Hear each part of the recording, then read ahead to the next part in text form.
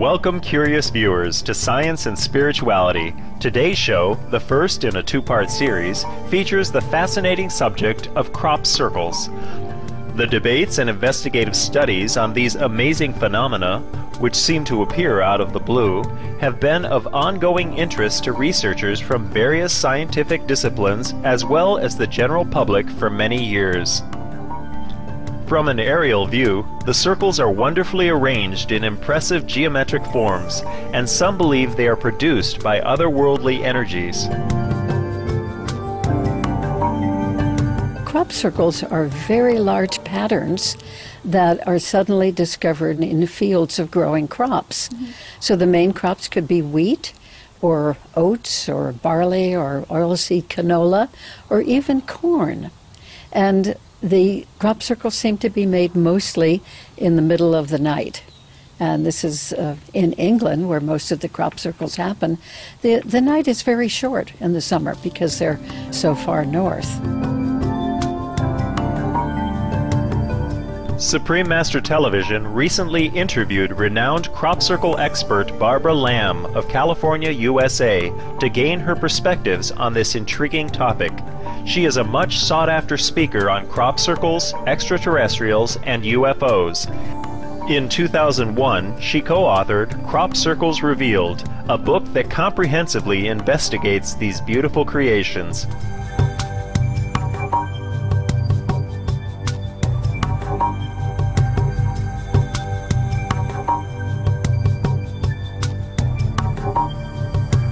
So in just a few hours, maybe 4 or 5 hours of complete darkness, something very mysterious and wonderful happens. A large pattern, and a beautiful artistic pattern, is mysteriously laid down in the fields. The crop circles are made by what we call the mysterious phenomenon, by some unknown source that doesn't seem to be human and doesn't seem to be anything of the earth. When this source lays down the crops, it's so gentle and so perfect that the plants just bend over an inch or so from the ground, and they're not damaged in any way whatsoever. They can continue to grow, lying parallel to the ground, and ripen to full maturity. Although some say that crop circles are simply clever, human-made formations, many extraordinary facts lead to the conclusion that the source of most of these mysterious designs is extraterrestrial. Freddie Silva, founder of Crop Circle Secrets, an organization that conducts research on the phenomena, says that true crop circles are not entirely round, but tend toward a slightly elliptical shape. Human methods to produce crop circles require a fixed central rope attached to planks to flatten the crops, and therefore cannot effectively achieve this shape. In my opinion, the majority of crop circles are made by this genuine phenomenon, the mysterious unknown source. There are some people, usually young men, who will go out in the field sometimes and they will make a pattern too. Now, the big difference is that with the man-made patterns, when the stalks are bent over and laid down at ground level, they break where they're bent over. They just crack and break, and the plants die because they're not getting the nourishment from the roots in the ground. They are lifeless and dull, listless, and there's no energy change. There's no sign of anything mysterious having happened in those man-made crop circles. So the genuine ones, in contrast, they have an increase in energy. People who are sensitive about energies can feel the energy increase in a genuine crop circle. Crop circle researchers say with real crop circles, the energy of the site is altered to the extent that sometimes the functions of mobile phones and other electronic devices are affected. We use the same instrumentation, the same testing devices in all of the crop circles. When we first know of a new crop circle, we test it with these different methods. We don't know initially if something is man-made or genuine, but these instruments help us. Also, we look at the details of the way that the crop circle is laid down. We look at changes in the crops. In the genuine ones, for instance, there is so much heat applied to the stalks as they're being laid down, and very often curved or swirled or even made into sculptural shapes. There's a huge amount of energy in changes like that, and there are changes in the plants themselves because of this high heat that seems to be applied in the making of a crop circle. The growth nodes, which is kind of like a knuckle in a finger, the growth nodes are expanded. Sometimes they're stretched, elongated. Sometimes they're swollen out to the sides. And sometimes there's a hole that's been blown in the growth node from the inside of the plant. We notice other changes too. There are actually up to 17 different kinds of biophysical changes that can happen in these genuine crop circles. It actually seems to be very helpful for the plants and for people who eat those plants as well.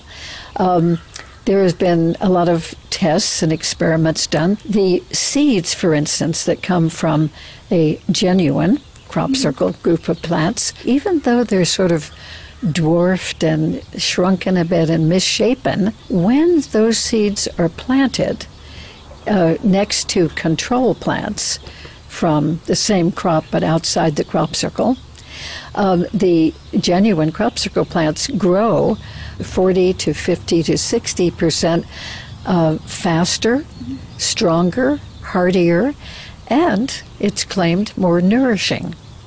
So the plants are actually improved in the crop circle. Ms. Lamb says that some people have spiritual experiences when encountering real crop circles, and others have physical conditions healed upon coming into contact with the energy emanating from them. Or many times, too, people will receive messages when in a genuine crop circle. It seems to be like a spiritual encounter happening. And many of us, too, actually feel that we're being observed in particular crop circles. And so I and some of my friends feel quite reverent about whoever or whatever it was that made the crop circle, and we just automatically give thanks. The circle's intelligent, intricate designs have mystified many researchers from various scientific disciplines to the present day. Peer-reviewed scientific studies suggest that genuine crop circles are created by a source beyond our conventional knowledge. There are definitely different theories about how these genuine crop circles are made. One of them is that there are these balls of light which have been seen by quite a number of people and photographed. Sometimes in the daytime, they look like a white globe of light, and they slightly glowing. They're very beautiful. They have been seen, videotaped, photographed, flying across a crop field that is going to be receiving a crop circle. Sometimes these balls of light have been seen at nighttime as well. They tend to look orange or sort of a peachy color, or red or blue or white on different occasions. And where they are seen sort of flying over and hovering over a crop field and even dipping down into the crop as if to test the soil, perhaps. In those locations, a few hours later, a new crop circle is made. So it certainly seems, putting two and two together, that the ball of light certainly had something to do with the making of a crop circle. Also, in 1996, a young man camped up on a high hill overlooking a wheat field. He was just sleeping on the ground with his video camera right next to him. And just about at dawn, he woke up, sensed something, grabbed his camera, and videoed two balls of light coming over that wheat field down below. And you can see that a beautiful, perfect crop circle is being laid down. So two balls of light came, and then the next second, two more balls from the other direction came, and this beautiful six-pointed simple snowflake pattern was actually laid down, and it certainly appears as if it was laid down by these balls of light. So that's one source. Now, there are some wonderful biophysical scientists in Michigan, Dr. W.C. Levengood and his team, after studying thousands and thousands of plants that have been sent to them from crop circles, and also control plants always from the same crop outside the crop circle, determined that crop circles are made by a swirling vortex of energy. And this is a complex combination of plasma energies. They determine that this vortex of energy comes from the higher atmosphere, swirls down into a wheat field or other crop, and that this vortex of energy is making the crop circle pattern. Dr. Levengood, a now retired researcher from the Institute of Science and Technology at the University of Michigan, USA, was a renowned plant biophysicist for over 50 years. He specialized in biochemical research on plants and seeds, including possible molecular changes in crop circle plants. In 1994, he published an article entitled Anatomical Anomalies in Crop Formation Plants in the peer-reviewed journal Physiologia Plantarum. In it, he states, the affected plants have components which suggest the involvement of rapid air movement, ionization, electric fields, and transient high temperatures combined with an oxidizing atmosphere. One naturally occurring and organized force incorporating each of these features is an ion plasma vortex, one very high energy example being a lightning charge. They also determine that this vortex of energy is really hot. It's at least 800 degrees Fahrenheit in temperature. And normally, if you had all that heat coming down into a field of crop, it would start a fire and burn the field. But in this case, it doesn't. It just lays down the plants in these beautiful curved, we call them magical bends, as the plants are bent over just an inch or so above ground level. And instead of charring or burning the plants, it seems as if this vortex of energy is drawing up moisture from under the surface of the soil. And in England, where the crop circles are, the water table is high under the surface of the soil. Geological aquifers are under most of the areas where the crop circles happen. And an aquifer means that it's very porous soil, limestone, sandstone, chalk, and it will absorb the English rain beautifully, and it also will release the energy easily.